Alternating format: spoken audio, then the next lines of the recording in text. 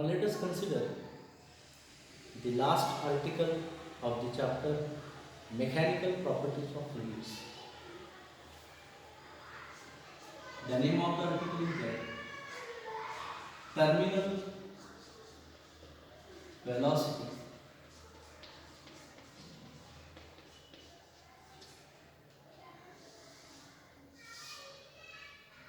that what is terminal velocity and hence obtain its expression. Let us consider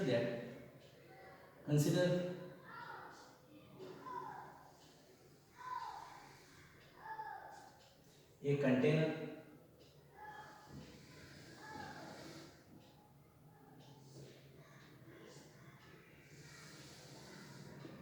which contains a fluid named as viscous fluid. What is to be shown in the diagram? This is the viscous liquid. Okay. What happens here? Whenever a small spherical body is falling, whenever the small spherical body is falling under the viscous liquid, then what we observe? It is observed out there initially the body undergoes in an accelerated position. What happens? Whenever to understand the concept of terminal velocity, let us consider a container which contains liquid or a fluid. And when a small spherical body is falling in a container or in a viscous liquid, then what happens? Initially, the body undergoes in accelerated condition. The very first point, the body undergoes in accelerated condition. Then after that, its velocity goes to increases. What happens? After that, the velocity of a body, it goes to increases, and a stage reaches that the body attains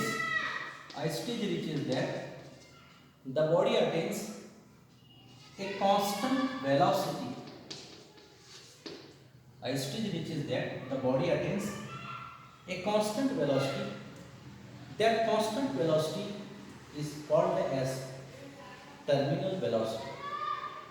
What we understand by the term terminal velocity? Whenever a small spherical body falling in a container contains viscous liquid, at that time, initially the body undergoes in accelerated condition.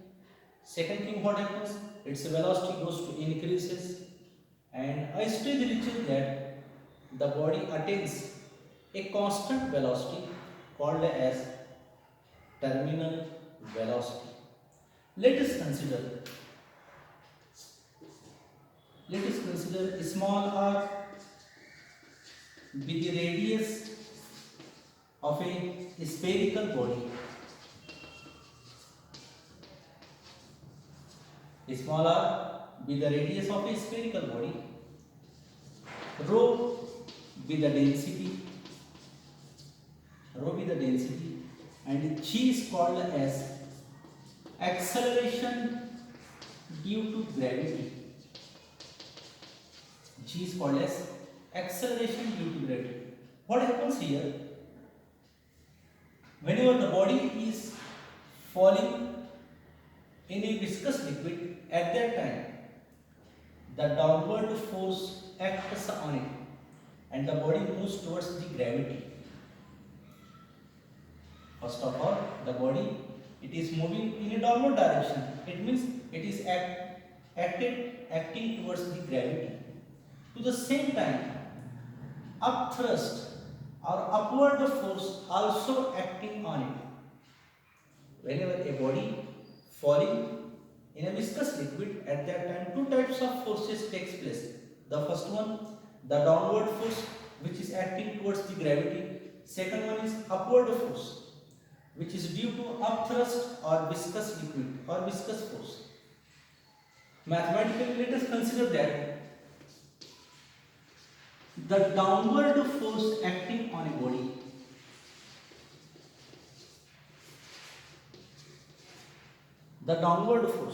that is nothing but weight of a body.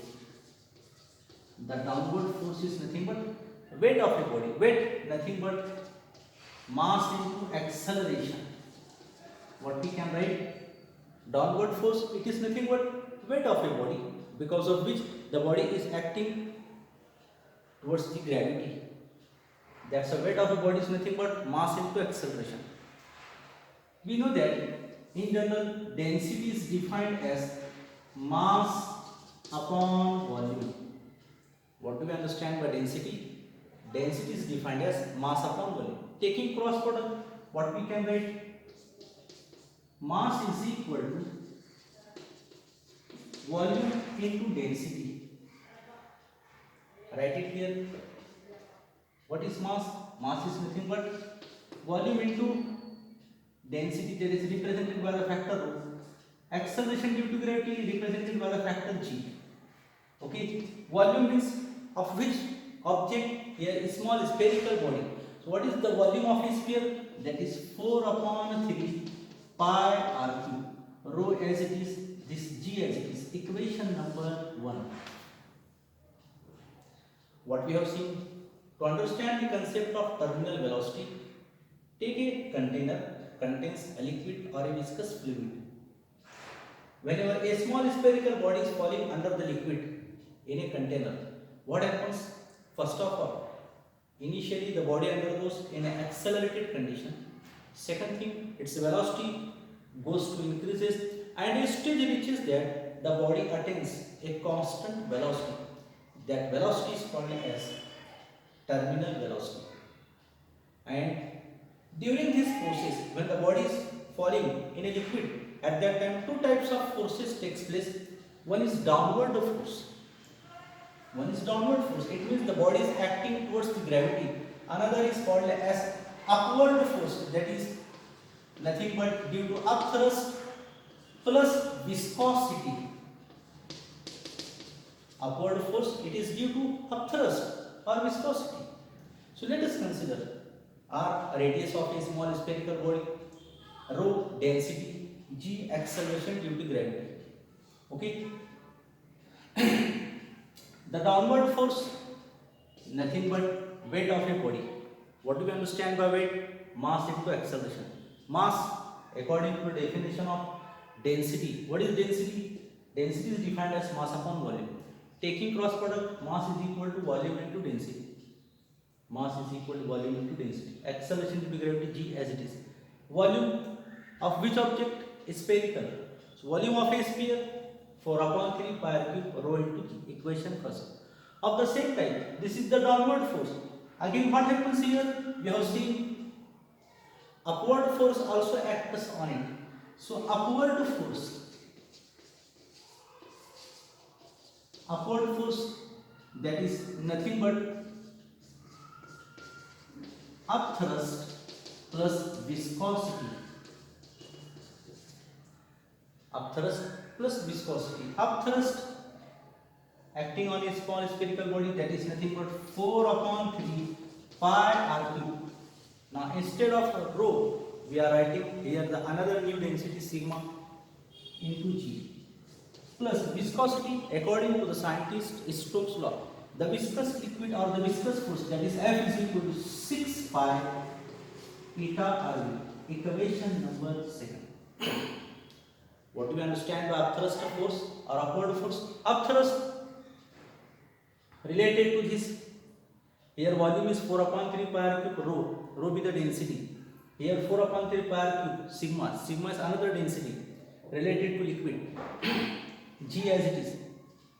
Viscosity according to Stokes law, viscous force that is 6 pi eta Rv, equation number 2.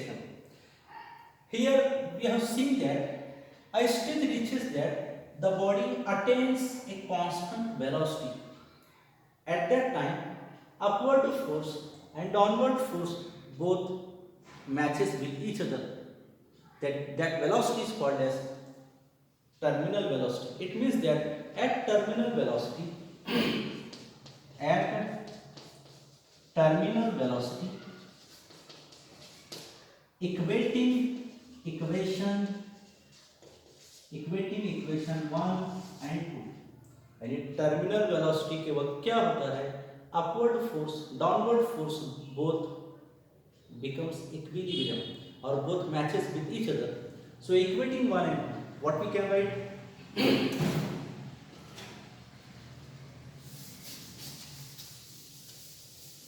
Equation 1 और 2 को जब हम equate करते हैं, then what happens that equation 1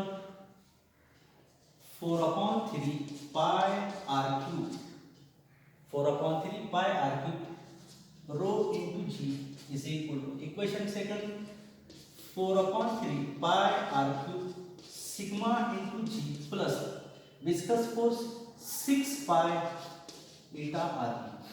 Okay, now here 4/3 pi r cube, here 4/3 pi r cube, take common, take it here, that is 4/3 pi r cube rho g, when it comes here becomes minus 4/3 pi r cube sigma into g is equal to what remains there, 6 pi eta rb. Which factor we can take common? 4/3 pi r cube. What remains in the bracket? Rho minus sigma, g is constant, okay, is equal to 6 pi eta rb. Okay, but we are interested to obtain an expression for terminal velocity, that is v. So v is equal to, we are interested to obtain the formula for v, that is terminal velocity. So what is terminal velocity? That is v is equal to what we can write. Therefore v is equal to 4/3 pi r cube rho minus sigma into g upon 6 pi eta r.